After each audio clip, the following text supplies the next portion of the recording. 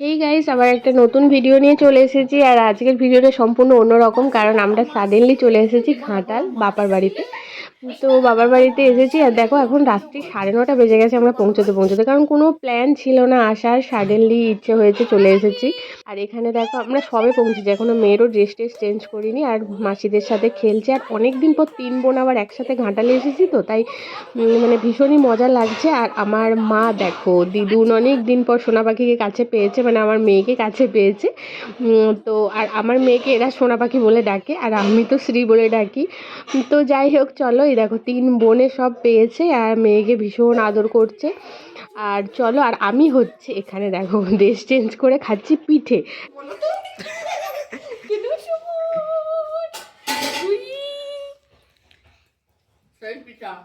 Video করে দেখেছিলাম, মা বলছিল তারপর বের করে নিতে ফ্রিজে রেখে দিয়েছিল। আমি বললাম ওটা কালকে খাবি, ঠান্ডায় একটা খেয়েছে চামালি ভয়ে ভয়ে গরম। গাইস আমরা এখন ইনফ্লুয়েন্সারকে পেয়ে গেছি পিঠা খেতে খেতে।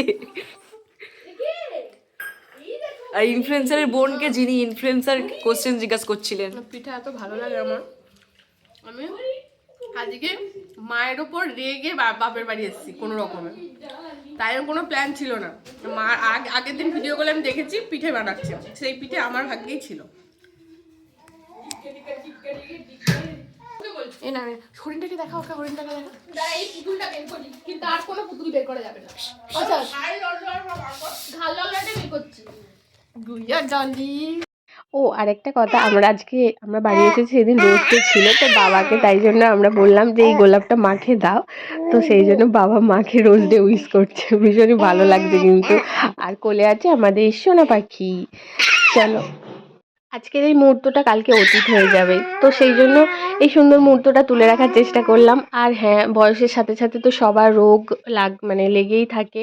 আর চাইবো সবার বাবা মা, প্রত্যেক বাবা মাই যেন সুস্থ থাকে, ভালো থাকে, এভাবেই যেন হাসি খুশি থাকে।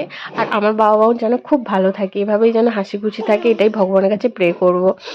তো চলো, এই সুন্দর মুহূর্তটা একটু তুলে রাখলাম, সবার সাথে শেয়ারও করলাম। নানা রঙে মিলেমিশে একাকার, এত স্বপ্নের মতো সংসার পায় কজন। সুখে দুঃখে মিলে কানায় কানায়, বলে নাকি একই তেঁতুল পাতায় সবাই সুজন। সীমাহীন এক বাঁধনে বাঁধা আছে মনের টান।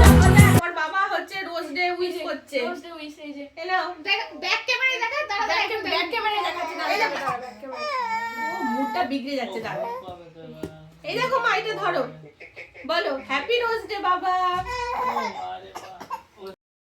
চলো, আজকে অনেকটা জার্নি করে এসেছি, আজকে না মানে না বলেও এসেছি, জার্নিও হয়েছে অনেকটা। 9:30 বেজে গেছে, আমাদের খাওয়া দাওয়া কমপ্লিট হয়ে গেছে। আজকে ভিডিওটা এখানে শেষ করে দেবো। আর কালকে না একটা অন্য জায়গায় যাব, সেটা তোমাদের সাথে শেয়ার করবো। তো চলো টাটা, সবাই খুব ভালো থাকো আর দেখতে থাকো ব্লগটা।